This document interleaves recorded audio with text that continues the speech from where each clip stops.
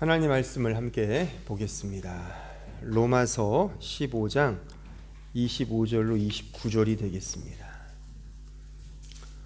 우리 다 같이 함께 말씀을 읽겠습니다. 시작.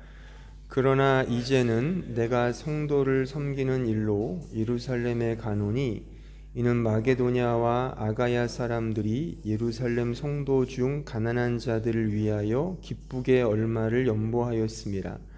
저희가 기뻐서 하였거니와 또한 저희는 그들에게 빚진 자니 만일 이방인들이 그들의 영적인 것을 나누어 가졌으면 육적인 것으로 그들을 섬기는 것이 마땅하니라. 그러므로 내가 이 일을 마치고 이 열매를 그들에게 확증한 후에 너희에게 들렀다가 서바나로 가리라. 내가 너희에게 나아갈 때에 그리스도의 충만한 복을 가지고 갈 줄을 아노라. 29절을 다시 눈여겨보시면 내가 너희에게 나아갈 때에 그리스도의 충만한 복을 가지고 갈 줄을 아노라. 그 어떤 식당에 이런 글귀가 있었다고 합니다. 대략 3년 전쯤에 제가 한번 설교를 통해 인용을 했었는데 오늘 또 주제가 주제이니만큼 아이스 브레이크 차원에서 이야기를 한 토막 해드리면, 그러니까 나이별 성공 인생입니다.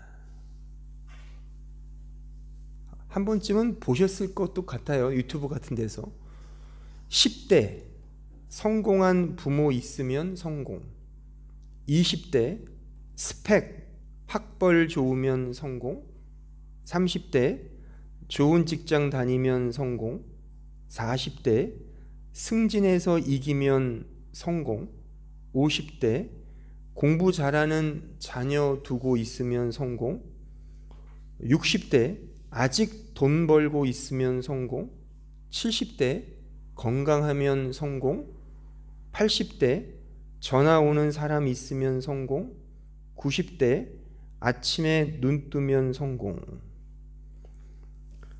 물론 웃자고 누군가가 만든 이야기겠지만 사실 마냥 웃을 수만은 없는 이유는 지금 뭔가에 의해서 우리의 속내가 약간 들킨 것 같은 그런 느낌이 들기 때문이 아닌가 저는 생각을 합니다. 그러니까 썩 개운치가 않죠. 그러니까 불편한 진실을 맞닥뜨릴 때 가지는 우리의 느낌적인 느낌이 아닌가 생각을 합니다. 세상은 기실 이러한 경우들을 가리켜 성공 내지는 복받은 인생이라고 그렇게 개념화합니다. 그래서 모두가 태생의 설정을 가리켜 금수저니 흙수저니라고 구분을 짓습니다. 끊임없는 학벌주의와 능력주의가 횡행합니다. 특히 우리나라는 더욱 그렇죠. 초등학교 저학년 때부터 명문대 입시반이 있을 정도지 않습니까? 특히 의대 입시반은 문전성시를 이룬다고 그러죠.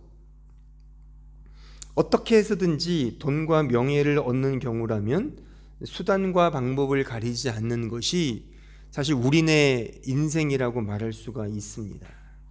그래서 앞서 인용한 이러한 성공의 계가를 부르는 것이 우리의 복된 인생의 정의이며 실체이며 가치라고 우리는 생각을 합니다. 이러한 성공과 행복을 꿈꾸는 인간의 본성은 자기만의 종교를 만듭니다. 심지어 성경을 그런 관점과 시선으로 보려고 합니다.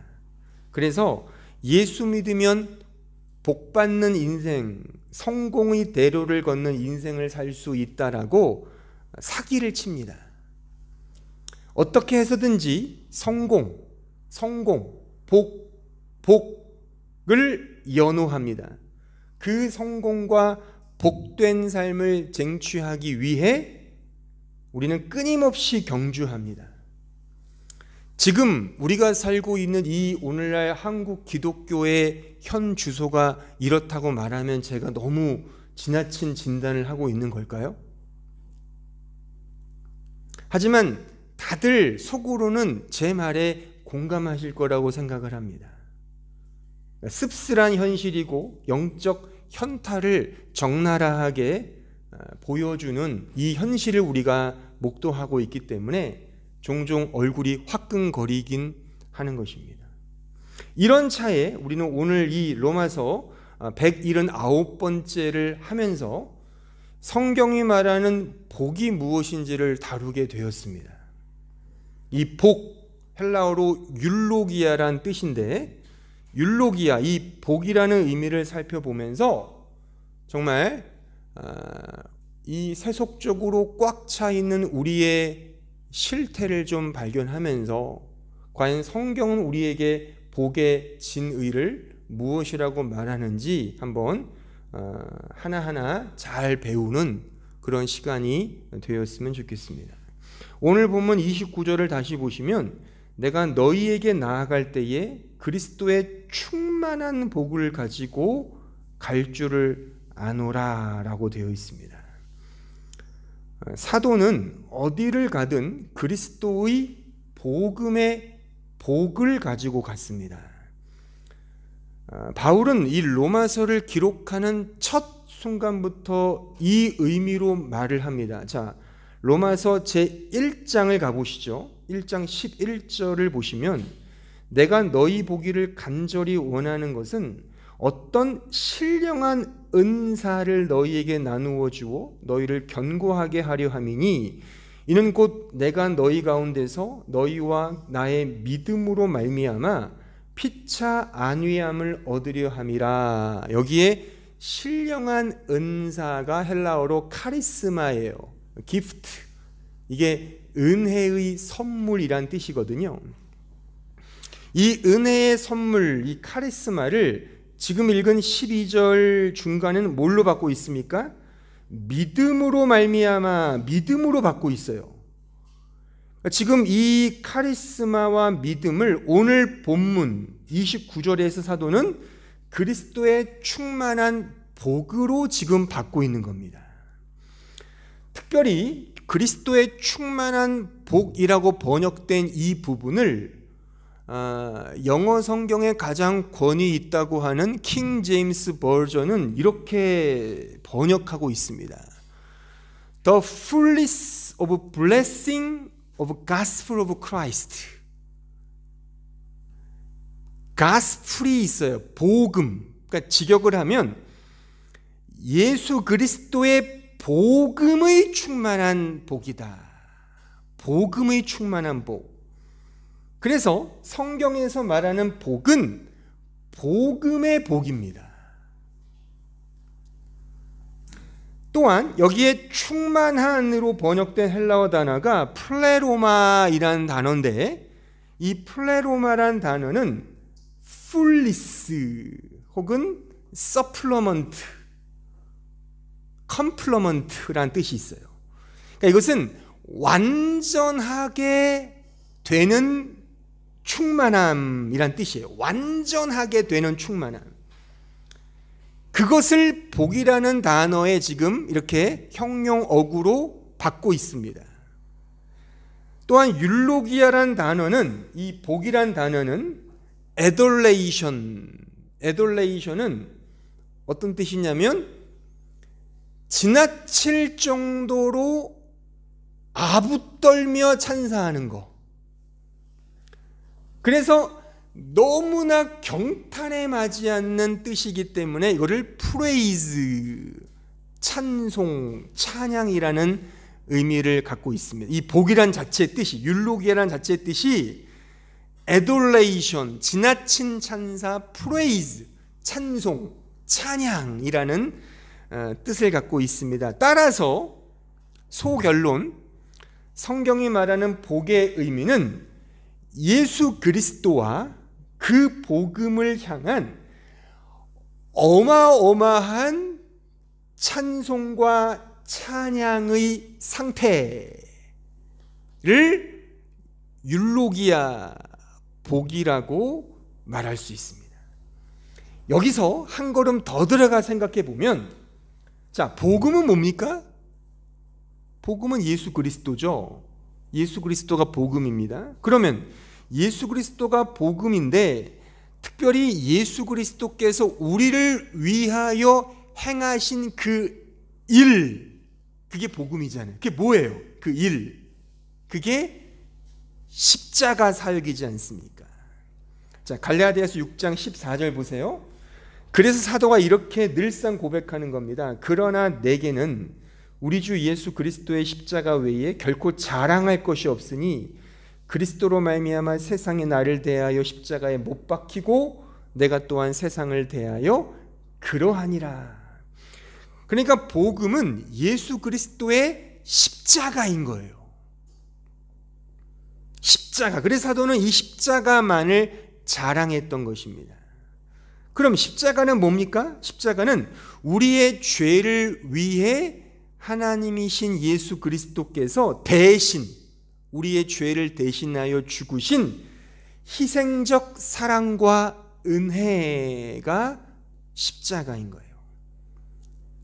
따라서 다시 정리하면 십자가의 정신은 죄와 은혜라고 좀 단순하게 도식화할 수 있습니다.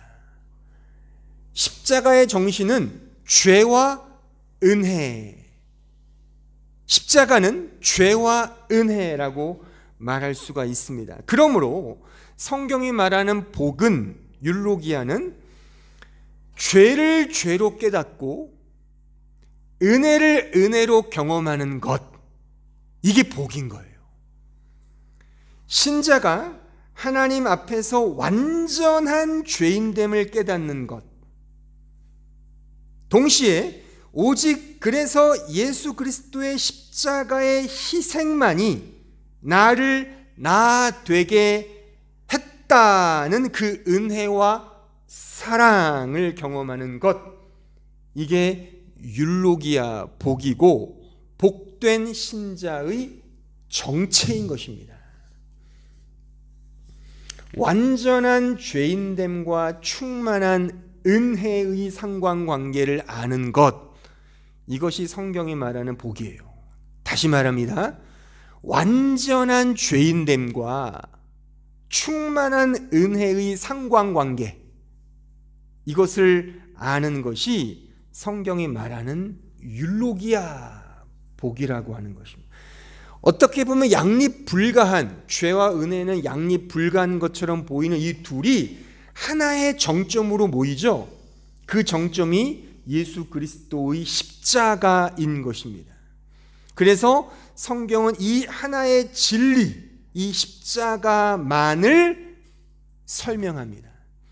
즉 그 죄와 은혜가 원심력과 구심력으로 가게 하는 하나의 점은 예수 그리스도와 그의 십자가인 것입니다. 그것만을 성경은 선포하고 설명하고 가르치고 있습니다.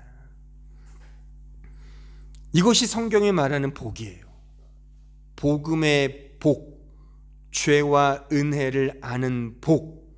저는 이 부분을 오늘은 좀 더 개괄적으로 설명을 해드릴 것이고, 또한 다음 주에는 좀 더 사도 바울의 입장에서 설명해 드리며 마치지 못하면 그 다음 주에 이제 요 의미를 가지고 오늘 읽은 본문 앞에 있는 부분을 상세하게 제가 그 설명해 드리겠습니다.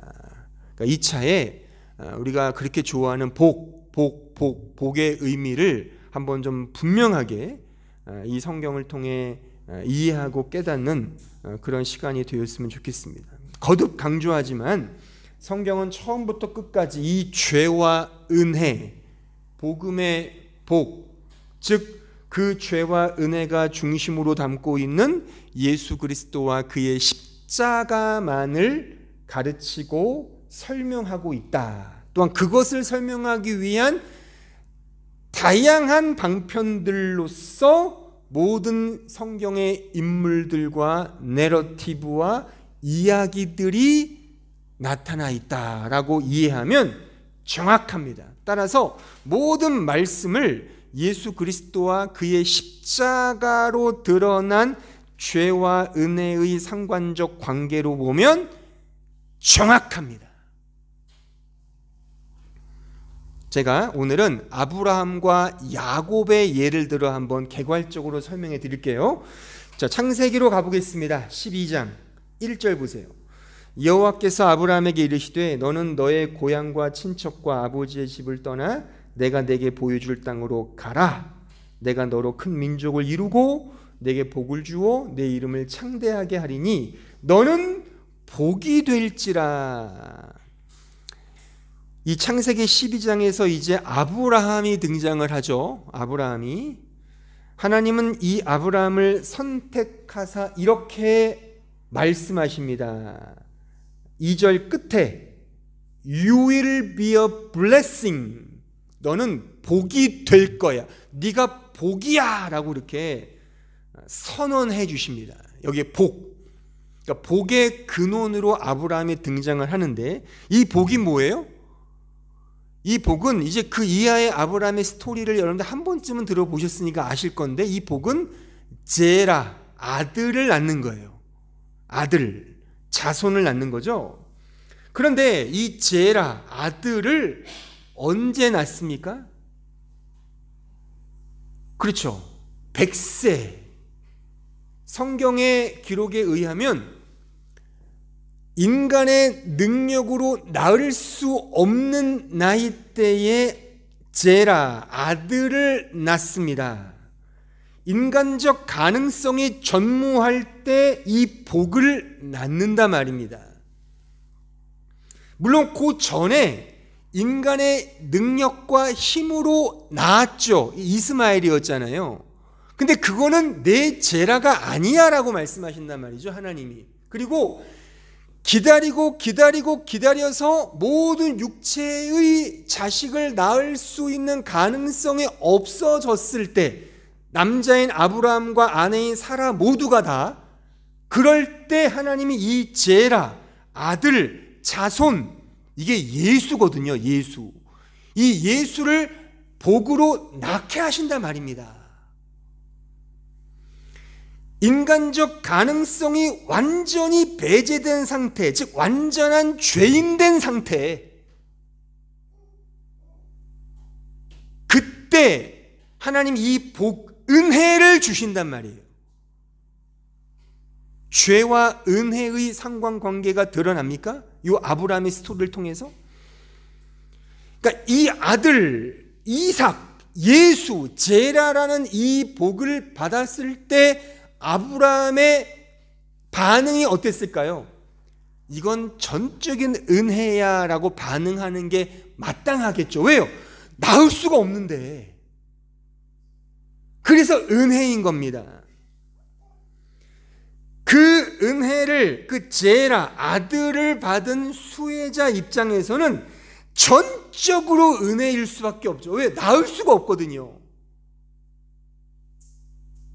내가 소유할 수 없는 거잖아요. 내가 소유한다는 건 내가 잘해서 소유하는 거잖아요. 그래서 하나님은 그 이하에 뭐라 말씀하시죠? 내가 은혜로 준 그 제라, 그 아들, 그 예수를, 그 이삭을 모리아산에서 죽여라. 그런 테스트 아닌 테스트를 하시는 겁니다.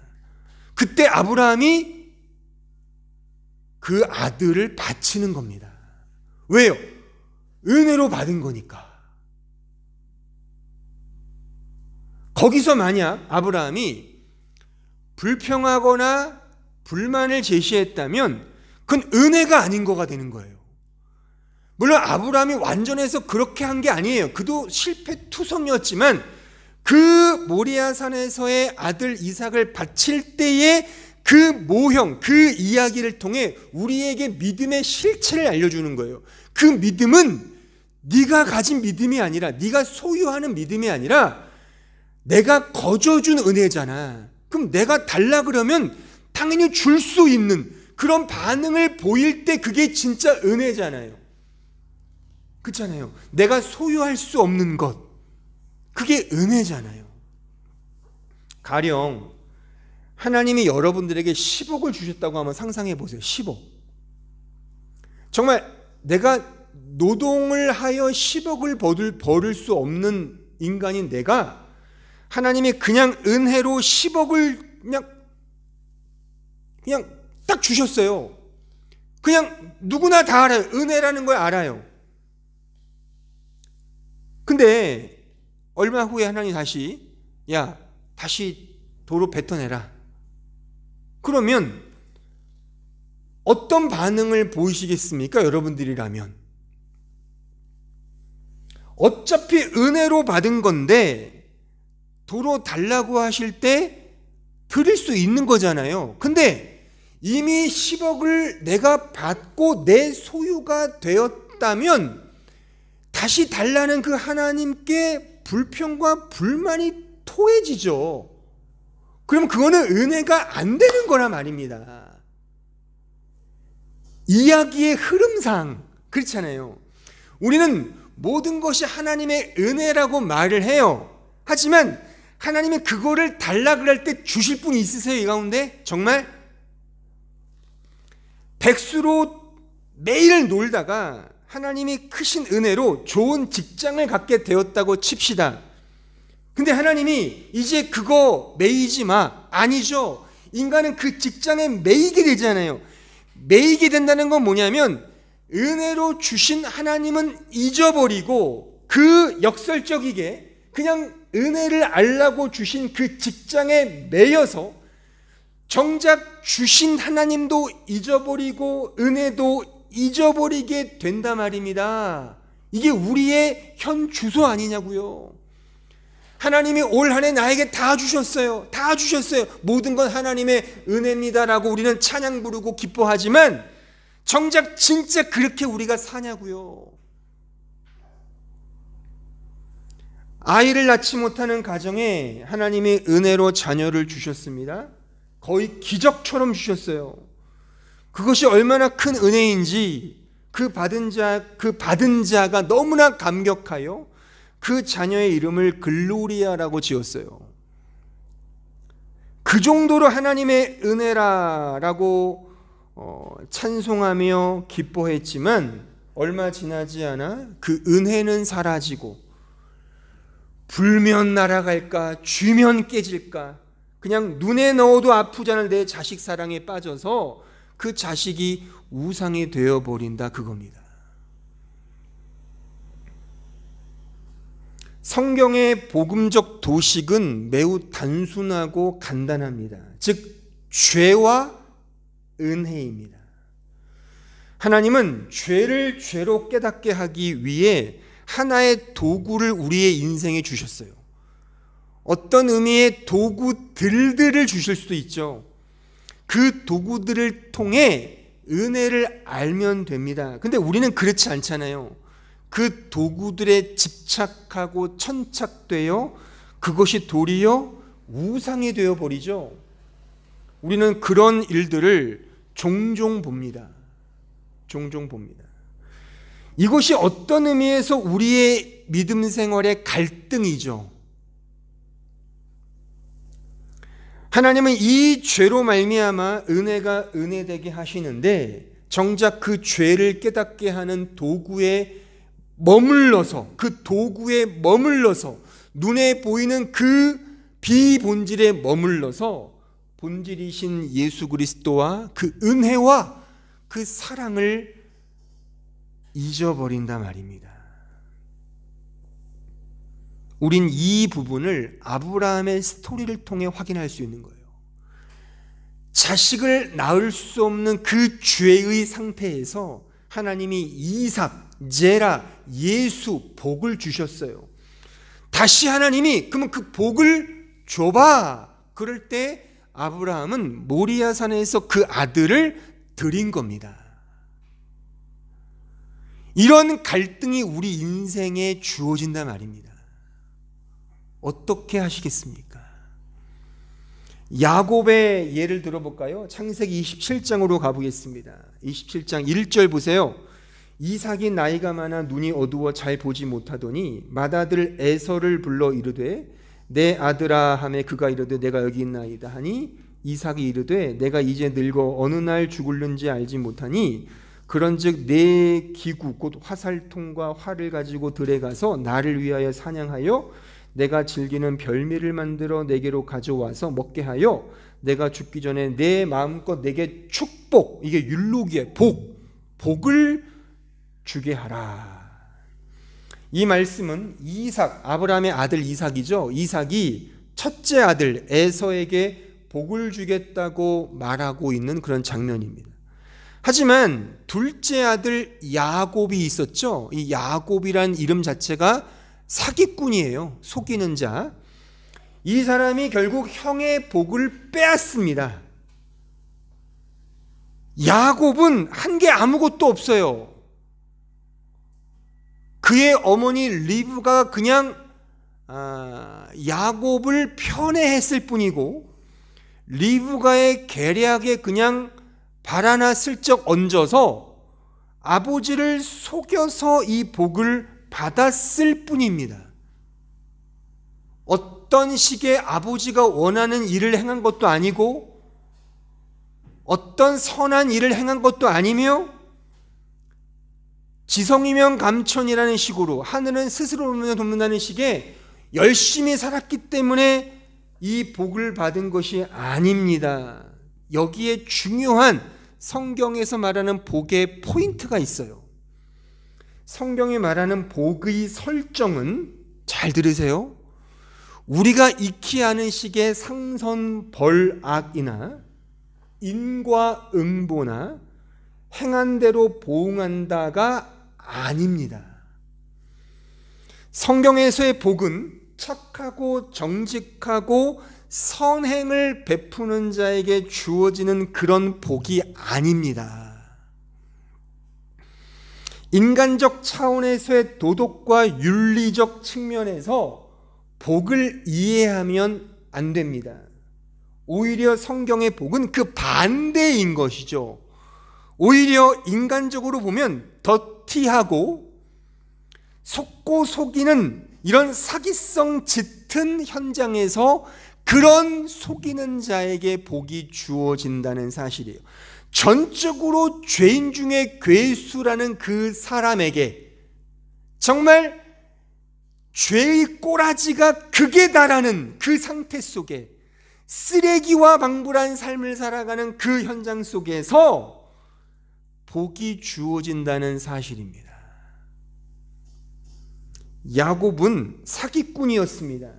그 사기꾼, 완전한 사기꾼에게 완전한 사랑이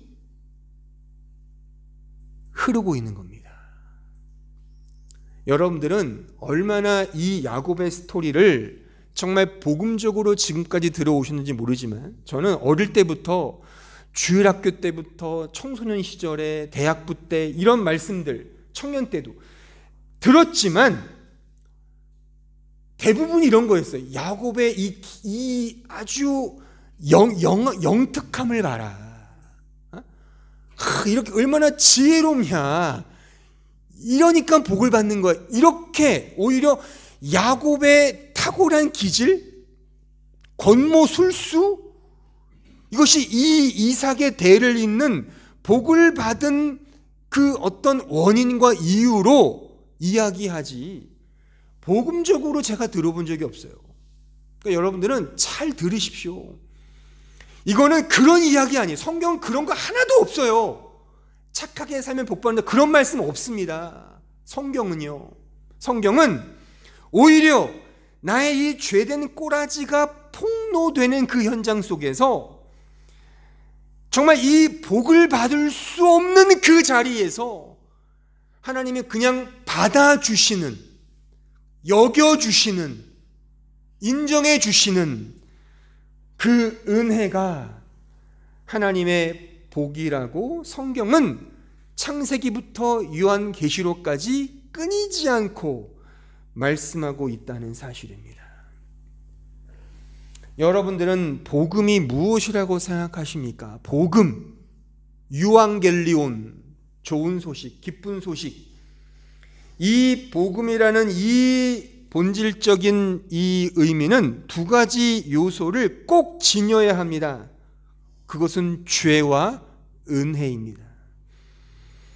복음을 복음으로 받은 자는 반드시 죄인됨이 폭로됩니다. 하나님의 기쁜 소식이라고 해서 그냥 단순히 기쁘다, 마냥 좋다가 아닙니다. 나의 실체가 까발려져야 합니다. 그러니까 이거는 인간의 힘으로 불가능해요. 하나님이 그래서 들리는 귀와 우리의 마음을 오픈시켜 주셔야 되는 거예요. 이 자리에 이 설교와 말씀을 100% 이해한다고 저는 믿지 않습니다. 여전히 저의 이런 설교하는 저조차도 동의 안 되는 게 많아요. 이렇게 설교하면 진짜 반감이 셀 텐데. 성경이 말하는 게 이거예요. 우리의 죄의 폭로, 이 죄의 폭로는 죽을 때까지 이어질 겁니다. 그냥 처음 예수 믿었을 때만 그냥 하나의 단계로 끝나는 게 아니라 그렇게 이해하는 복음주의 신자 너무나 많아요. 죽을 때까지 죄가 폭로가 된다니까요. 의인은 없나니 하나도 없으며 선한 구석이 하나도 없으며 아무것도 행할 수 없는 철저하고 완전한 죄된 꼬라지가 폭로가 되는 겁니다. 근데 그것이 단순히 가스라이팅이 아니에요. 심리적 억압이 아닙니다. 메소키즘, 어떤 자기 학대가 아니에요. 세디즘, 어떤 과학적 폭력성이 아닙니다. 그렇게 이해하는 분들이 있는데 그거는 성경을 너무 무지하게 이해하는 겁니다. 그게 아니에요. 이거는 가스라이팅이 아니에요. 이 죄됨을 깨달을 때 그 안에서 하나님의 놀라운, 이 세상에 가질 수 없는 그 하나님의 진정한 은혜와 사랑이 되잖아요. 그 감격 속에서 하나님을 율로기야, 찬송하게 된단 말이죠. 그게 복된 상태인 겁니다. 내 통장에 돈 많이 이빠이 있어가지고 평안해가 복이 아니라, 나는 얼굴이 예쁘고 멋있어가 나의 행복의 근원이 아니라, 나는 명문대 진학해서 나는 의사야 변호사야, 나는 어떤 거부야, 큰 대기업에 취직했어, 이런 게 나의 삶을 안돈해주는 그런 식의 복이 아니라, 이 찬송이 우리 입에서 격발되는 그 현장, 그게 복인 겁니다. 동의가 되세요? 저는 인간적으로 동의가 안 됩니다. 솔직히 설교하는 저조차도 제가 이것을 설교를 하기 위해 강해하고 분석하고 다양한 책들을 통해 검증하고 검사하고 또 검증했지만 이게 정답이에요. 근데 동의가 안 돼요. 솔직히 어떻게 이게 복이라고 저에게 설교하라고 하십니까?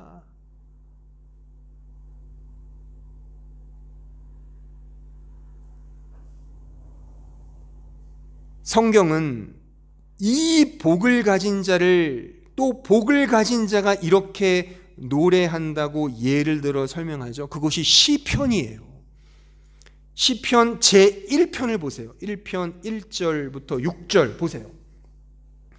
복 있는 사람은, 이게 율로기야, 복이에요.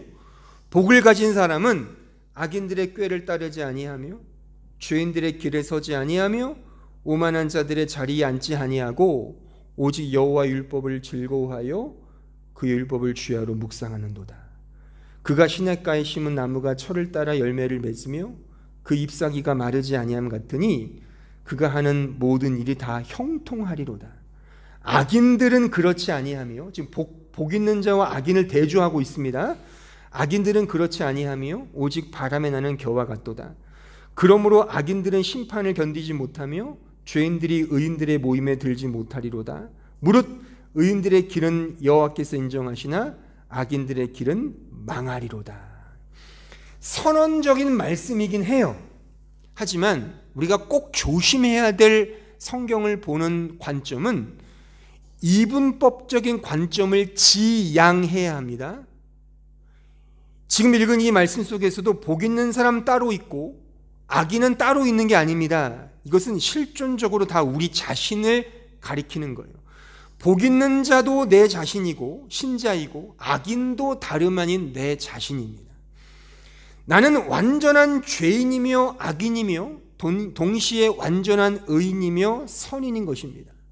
어떤 특정한 자만이 악인이며 예수 믿는 나만이 의인이라고 생각해서는 안 됩니다. 예수님은 자신을 믿고 따르는 제자인 수제자인 베드로를 향하여 뭐라고 말씀하셨습니까? 이 사탄아 물러가라 라고까지 말씀하셨습니다. 그 베드로는 우리 자신을 말하는 겁니다.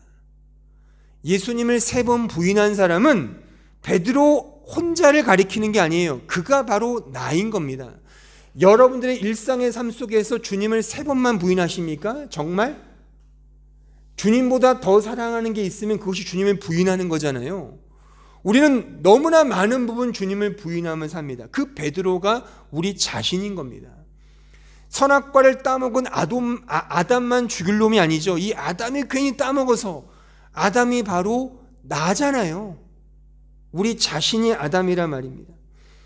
주님을 십자가에 못 박은 빌라도, 본디오 빌라도는 다름 아닌 우리 자신 아닙니까? 특정한 누군가를 향하여 이 악인, 죄인 그렇게 마녀 사냥을 해서는 안 됩니다. 실존적으로 우리가 죄인이며 우리가 악인이며 우리가 본디오 빌라도인 겁니다. 그런데 은혜로 복 있는 자가 되었다는 게 이 시편의 노래인 거예요. 오직 은혜만이 절대적으로 필요하구나를 깨닫는 겁니다. 그래서 요 다음에 시편 2편이 이렇게 이어집니다. 시편 2편 1절 보세요. 어찌하여 이방 나라들이 분노하며 민족들이 헛된 일을 꾸미는가? 세상의 군왕들이 나서며 관원들이 서로 꾀하여 여호와와 그의 기름 부음 받은 자, 이 기름 부음 받은 자는 예수 그리스도를 상징하는 겁니다. 예수님을 대적하며 우리가 그들의 맨 것을 끊고 그의 결박을 벗어버리자 하는도다. 하늘에 계신 이가 웃으시며 주께서 그들을 비웃으시로다. 그때 분을 바라며 진노하사 그들을 놀라게 하여 이르시기를 내가 나의 왕을 내 거룩한 산 시온에 세웠다 하시리로다. 신약의 의미로 보면 뭔가 그려지시죠. 여기에 등장하는 분노하는 이방 나라들, 헛된 것을 꾸미는 민족들, 기름 부음 받은 예수님을 대적하는 세상의 군왕들과 관원들은 다름 아닌 나 자신을 가리키는 거예요. 그래서 우리 자신의 죄된 실체가 폭로가 되는 거예요. 이 말씀처럼 여전히 우리는 내 자신만을 위해 살지 않습니까? 우리의 죄된 실체가 폭로가 되는 거예요. 거기서 은혜의 깃대가, 은혜의 나무가 시온산에 세워지죠. 그 나무가 무엇입니까? 골고다 언덕에 세워진 십자가입니다. 내가 나의 왕을 내 거룩한 산 시온에 세웠다가 십자가, 그 은혜를 세우겠다는 하나님의 신실하신 의지의 선포인 것입니다. 죄와 은혜가 공유되고 있고 관계되고 있으며 그것이 이 시편의 이 말씀을 통해 노래되고 있는 겁니다. 그래서 그 다음으로 이어지는 3편에 이제 비로소 인물이 등장하죠. 다윗이 이렇게 고백하는 거예요. 이런 영감받은 이 성경의 흐름상 3편 7절 보세요. 다윗의 고백입니다. 여호와여 일어나소서, 나의 하나님이여 나를 구원하소서. 주께서 나의 모든 원수의 뺨을 치시며 악인의 일을 꺾으셨나이다. 구원은 여호와께 있사오니 주의 복을 주의 백성에게 내리소서. 복을, 은혜를 사모하지 않습니까? 구원은 오직 여호와께 속했다. Salvation belongs unto the Lord. 오직 구원은 여호와 하나님께 속해 있다. 이 다윗의 찬송이 이하에 이제 흘러나오는 겁니다. 지금 이 다윗의 고백이 어떤 상황 속에서 터져 나온 것인지 아십니까? 이 배경을 보면 성경에 그 앞에 요 배경이 써 있어요. 이것은 그 다윗의 아들 압살롬이 자신을 배신하고 반역을 꾀하여 도망가 있을 때 고백한 시가 3편 시입니다. 여러분들 자식에게 배신당해 본 적 있으세요? 아직 없으시겠지만 이런 경우는 있을 수 있죠. 이제 내 말을 안 듣고 자기 뻔히 잘못된 방향으로 자기 뜻대로 막 고집을 부릴 때, 부모의 마음을 알아주지 않을 때 그 부모의 마음과 심정은 미치고 환장을 노리신 겁니다. 근데 보세요. 대부분의 부모는 그러할 때, 그러니까 자식이 속을 썩이는데도 불구하고 진정한 부모라면 그 자식을 탓하기보다 내가 그렇게 낳은 내 자신의 무능력함과 나의 부족함을 탓하는 게 사실 모든 부모의 마음일 것입니다. 내가 더 잘해 주었어야 했는데.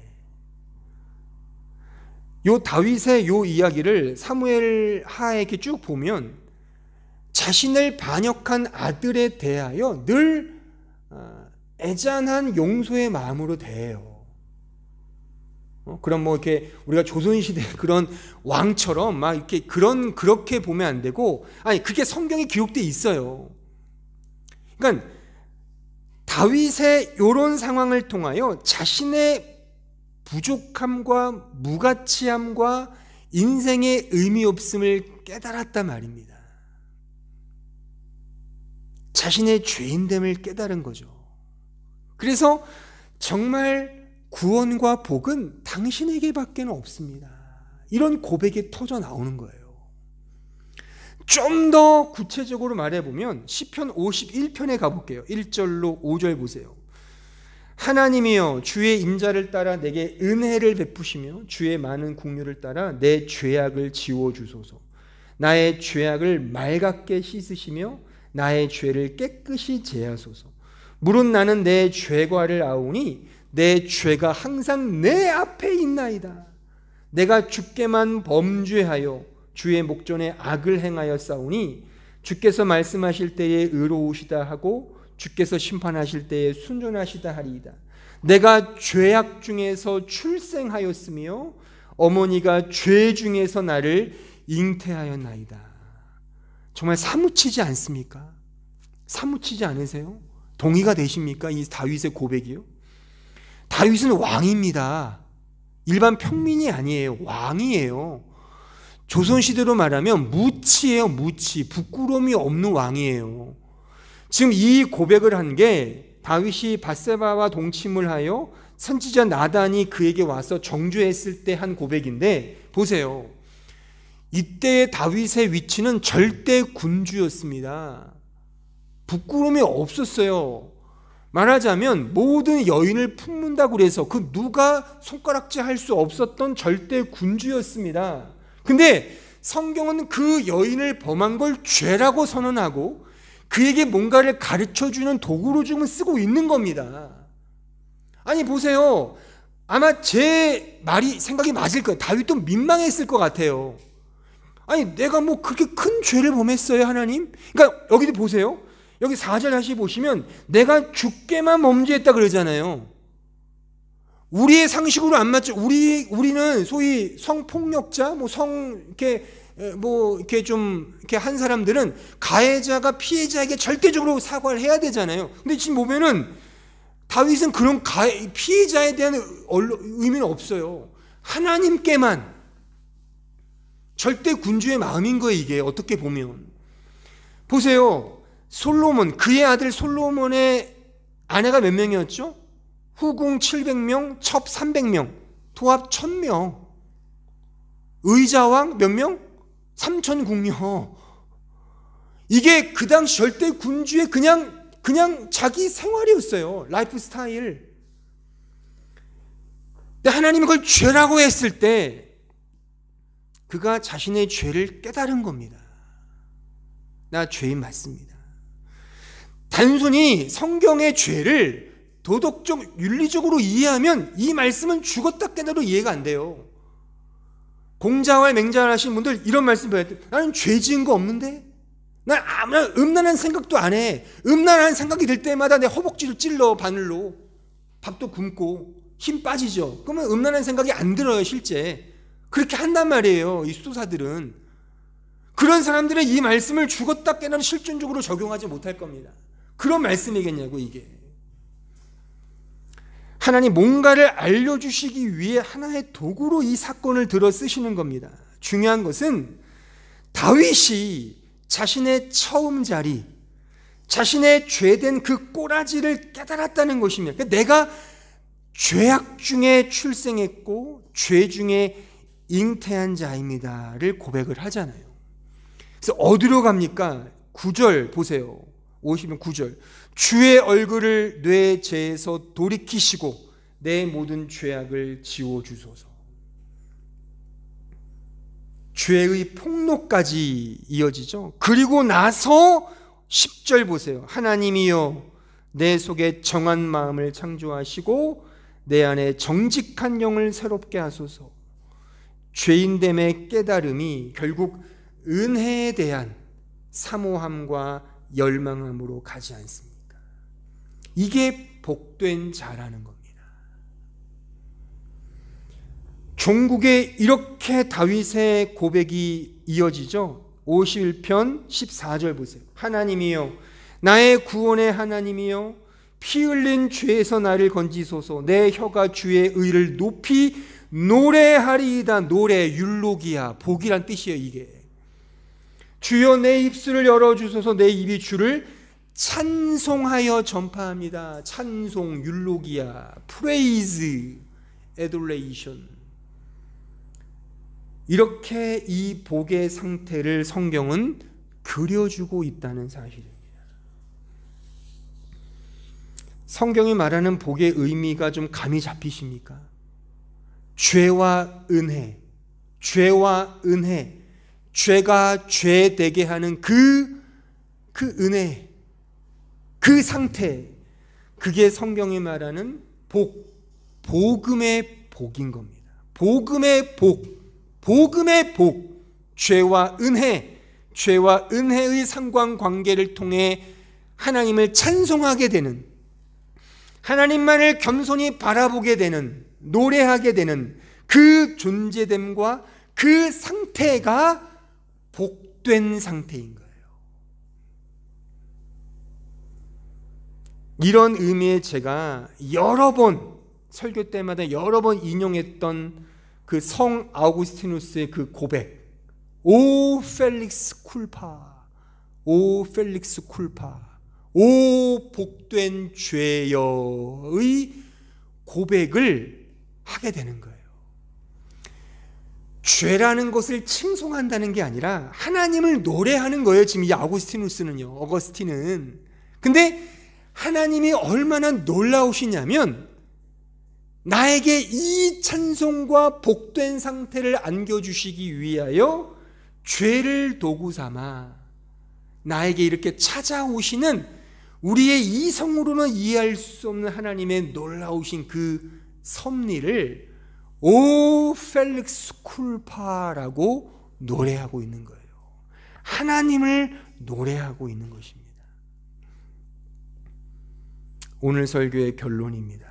여러분들은 오늘 들은 성경의 복을 얼마나 누리고 계십니까? 얼마나 누리고 계십니까? 복음의 복, 예수 그리스도 안에 있는 그 복을 얼마나 풍성히 누리고 있습니까? 다른 사람 보지 마세요. 실존적으로 여러분 자신들을 보셔야 돼요. 우리 자신, 내 자신이 지금 이 죄와 은혜의 이 상관관계 속에서 하나님의 은혜의 이 복을 얼마나 누리고 있는가. 자신이 죄인 중에 괴수라는 진리를 얼마나 실존적으로 현실 속에서 경험하고 계십니까? 높아심에서 거듭 말씀드리지만 이 메서키즘을 말하는 게 아니에요. 자기 학대를 말하는 것도 아니고 가스라이팅이 아닙니다.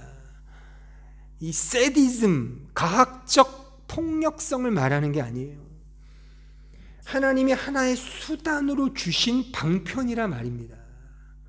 그것을 통해 하나님의 은혜만을 오롯이 붙잡아야 되는구나. 이 가난한 마음 정말 가난하십니까? 예수께서 말씀하셨죠. 심령이 가난한 자가 복되다. 그런 가난함이 계시냐고요, 여러분들? 예? 여러분들 정말 그 가난함이 계십니까?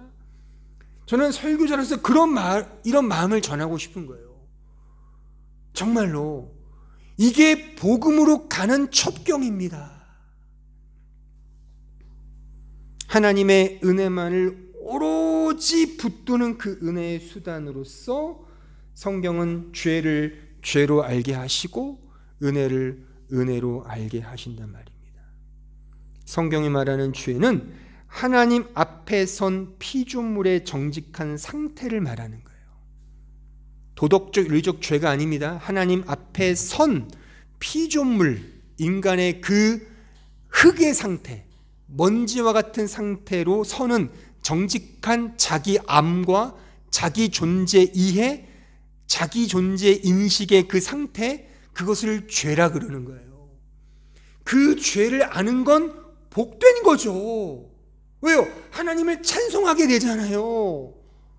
내 힘으로 뭔가를 해드려서 주님을 섬긴다는 그 상태는 맞짱을 뜰 수 있잖아요, 하나님과.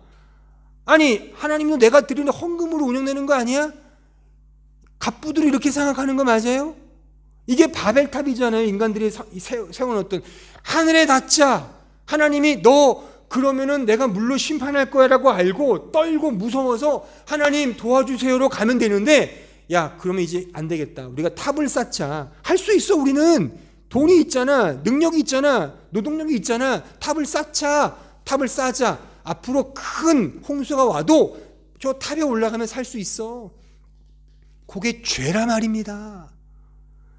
그러니까 믿음 생활을 오래 한 사람들, 특히나 내가 뭔가를 다 많이 안다고 해서 그것을 통해 이 가치, 이 복음의 가치를 쉽게 넘어갑니다. 우리는 쉽게. 그게 아닙니다. 이게 어려운 포인트입니다. 이게. 아시겠어요? 여러분들이 정말로 내 자신이 하나님 앞에 선 그 피조물로서의 정직한 상태를 매 순간 인식하면서, 그래서 하늘로부터 주어지는 그 복음의 복, 은혜만을 절절히 사모할 때, 그게 심령이 가난한 자는 복이 있나니 천국이 너야. 애통하는 자, 난 죄인 맞습니다. 그 애통하는 자에게 복이 있나니 바로 너가 위로를 받을 거야. 이게 복인 겁니다. 이 복을, 이 복음의 복을 여러분들 각자의 삶 속에서 더 풍성히 누리시고, 저의 설교가 조금 더 이해가 안 되거나 그러면 언제든 찾아오세요. 그리고 같이 나누세요. 이런 부분에 대해서. 그래서 정말 우리의 죄인됨을 내 고백을 하시고, 그리고 이런 나를 사랑하시는 정말 아브라함처럼 야곱처럼 지금 나에게 찾아와서 역사하시는 그 하나님의 은혜, 너무나 크다, 난 너무나 감사하고 기뻐. 이게 영광 중에 기뻐하는, 즐거워하는 그 놀라운 복음, 복된 자의 감사의 마음의 상태인 것입니다. 이 풍성한 복음의 복을 더 깊이 깨닫고 누리는 우리 모든 성도들이 되길 진심으로 바랍니다. 기도하겠습니다. 은혜로우신 주님, 예, 그렇습니다. 저희들은 예수를 믿지만 여전히 나를 믿고 사는 죄인 중에 괴수 맞습니다. 죽을 때까지 아마 이 죄된 버릇은 놓지 못할 것입니다. 이 복음을 알기 전에 우리들은 하나님, 이 죄를 없애주세요, 너무 괴롭습니다로만 아우성을 쳤습니다. 예, 죄를 죽이고 또 죽이고 또 죽여야 합니다. 그런데 성경을 보고 복음을 더 깊이 깨닫고 보니 복음은 죄와 은혜의 상관관계 속에서 오직 하나님만을 찬송하는, 하나님만을 높여드리는 나의 나됨, 나의 죄된 상태, 나의 상태를 인식하여 더 겸손해지고 오직 하나님의 영광만을 드러내는 것임을 확인합니다. 오 주님, 그러게 우리 삶 속에 찾아오셔서 어떠한 고난과 연단 속에서도 오직 하나님만을 더 붙들며 그 은혜가 은혜되게 역사하시는 하나님의 일하심을 신뢰하며 기쁨과 감사함으로 즐거움으로 나아가는 우리 주의 백성들 될 수 있도록 인도하여 주옵소서. 예수님의 이름으로 기도하옵나이다.